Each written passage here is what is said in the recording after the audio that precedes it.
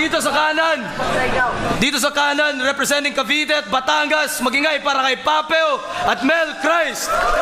Huwag kasamin at hindi nyo katayanin. Kayo'y aming kakatayan gamit ng aming balisong. Mas Yo! 3 minuto kay Mel Christ, Papeo. Ikaw na isda ka, sarap mong uliin, sabay ibenta sa palengke. Pero kahit na 100 kilo ka pa, hindi kita babayaran, miski 20. At ikaw! Ikaw na pusit ka ba? Tandaan mong tag-iawat dati. Ano pinapahid mo dyan? Tae! Ito ang laban na hinihintay ko para maranasan ang pagkahimlay nyo nang mabawasan ang kayabangan sa larangan ng paglalakbay ko. Digmaan ng matatalino to. Bakit ngayon lang kayo nagseryoso? Porket may pera? Diyan nyo ba binabatay ang kulturang ginagalawan nyo? Kahit pilitin nyo man paganahin yung mga utak nyo na unti-unting nabubulok, yung putang inang skitso nyo na pangalan lalagyan na namin ng tuldok. Kaya wala ka na magagawa pag sinabi ko na bobo ang skitso. Kasi wala ka rin nagawa nung sumaba yung asawa mo sa Sogo kay Nico. Alam nyo kung bakit? Alam nyo kung bakit? Kasi yung sa kanyang etis na stick, oh. Nakakahiya, malaki pa yung utong niya, mala Oreo at cream, oh.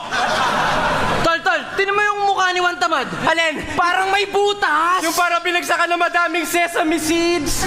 Pag nanalo ka, mesa ka na humiling sa amin ng paki-plastic surgery, please! Pero hindi na kailangan ng kalayan, belo at kung ano pa. Dahil isang kutsarang epoxy at masilya lamang yan, boy, katalo na! Yo! Blanco! Kung gusto niyo ng pera, edi mang-hold up kayo sa bangko. Pango! Nagtataka ako, aminado! Kasi paano ka makakahinga kung yung ilong mo sarado?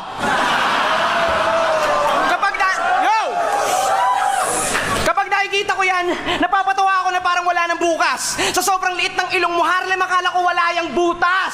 Kung singongi may delo, pues sa amin wala yung takas. Dagdagan natin yung ilong mo at doon tayo bumawas kay Smaglas!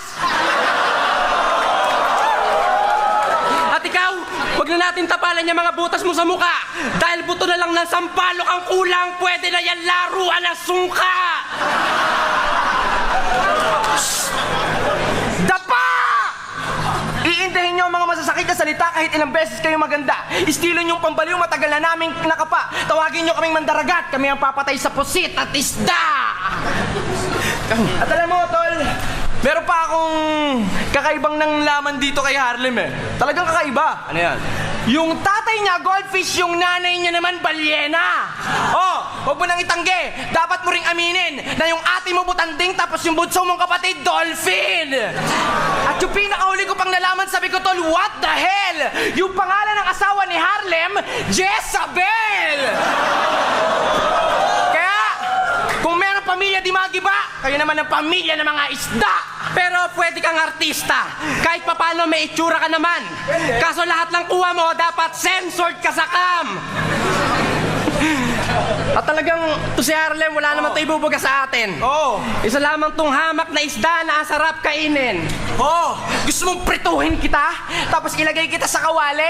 Tapos yung shota o asawa mo man sa likod ng B-side dun ko yayariin?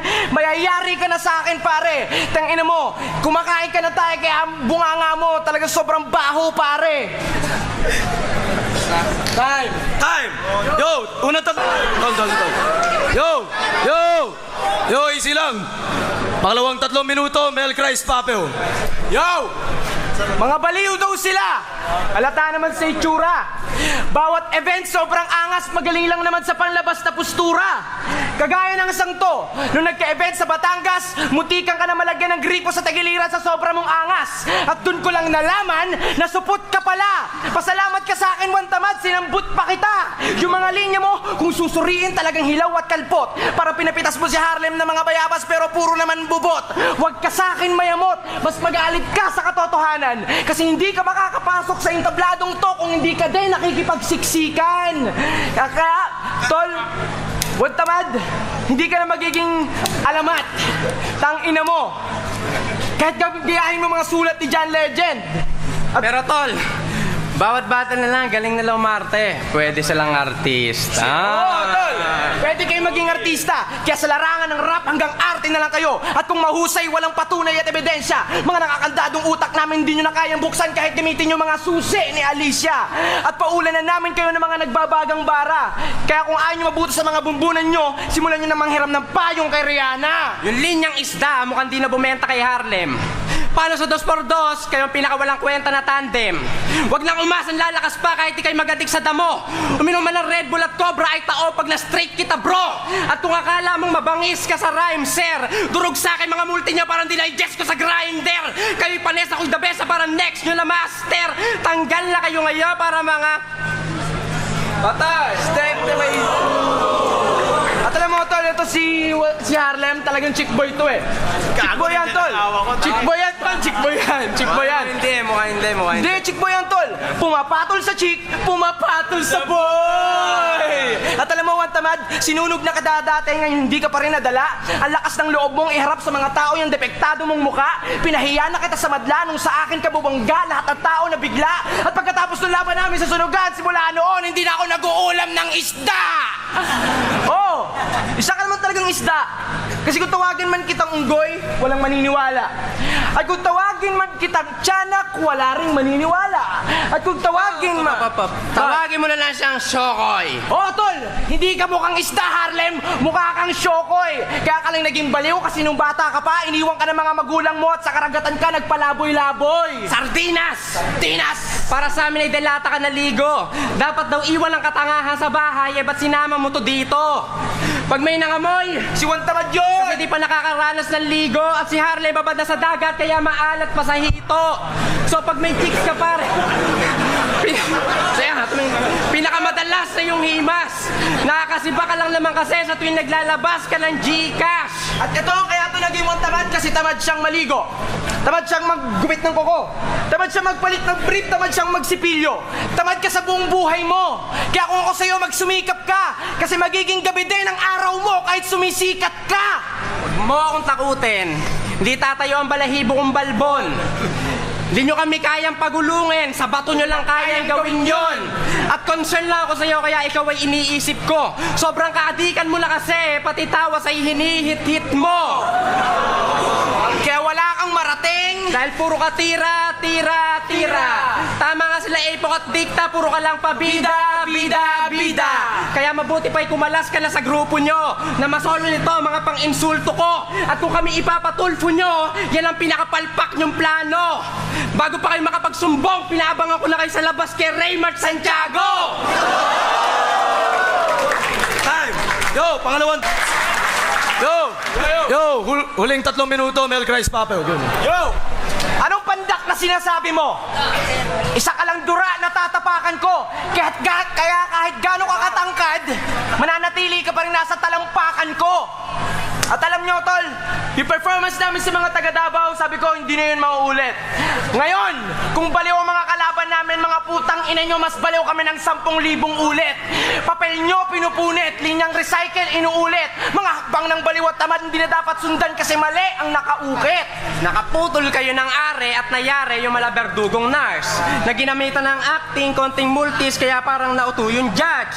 Ngayon nyo makikita mga pagsabog ng purong bars kasi baong ko ang granadang inarbor pa kay Bruno Mars. At dahil nakalaban nyo kami, malamang magiging in na kayo. Pero durog ka pa rin sa akin pare, parang dinikdik na bato. Durog na bato? Matagal na! Dahil durugista kang gago ka. Pag nakakita ng pulis, takot na takot, tago na. Real talk, kamakailan lang ay nahuli yung pusher na tropa ni Juan. Oh? Nung dinampot siya, alam mo sabi? Ano sabi? Hindi ako addict, sir! Bakit may tutor ka dyan? At alam nyo, tol, may sinabi pa sa akin to si Wantamad bago tayo bumatel. Ano yan? Sabi niya, tol, oy, tol, walang dumayan ng asawa, oh. Oo, tapos Ano yan, sabi mo? Sabi ko, sige, tol, hindi ko idadamay yung asawa mo na taga Makati na laging kasama ng squatter house na ang pangalan ay Karen Enrique. Ay, puta, tol, napagkis yung pangalan, puta na, tol.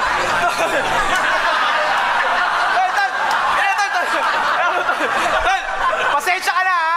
Hindi ko naman intensyon na banggitin ang pangalan ng asawa mo. Gusto ko lang naman ibulgar ang sekreto mo na pagkatapos ng event, iba't ibang babae ang kinakasama mo. May... Yo! Huwag ka tumagay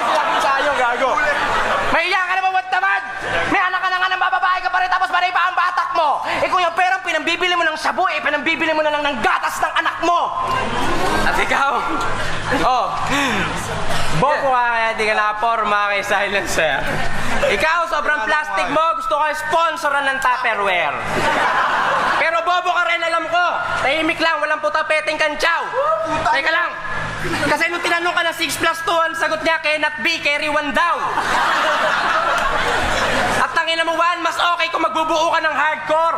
Huwag mo i-build dito yung mga wordplay na parang naglalaro lang na Scrabble. Lahat ng bara ko ikapasok, kaya tabunan ng arson. Gusto mo ba yung 150? Bakit? Magtatayo ka ng parlor? At kung susukatin ang multi, at kung susukatin ang multi, at kung susukatin ang multi, Puro sukat, di ka naman arkitekto. Nahalata tuloy na yung utak mo, malala na yung depekto. Na kahit ipasuri sa eksperto, wala ka mahahanap na remedyo. Buti pa'y bumaba na kayo dahil kayo kokontratahan na namin ang Endo. wala nang tropa-tropa, wala nang dapat kaawaan. Makikipagsabayan ako kung kanino dapat makipagsabayan. Walang epekto yung kabaliwan nyo kapag aking pinatulan. Kung ikaw ang may-ari ng bayabasan at ikaw ang may-ari ng karagatan, pues ako ang may-ari ng kalangitan.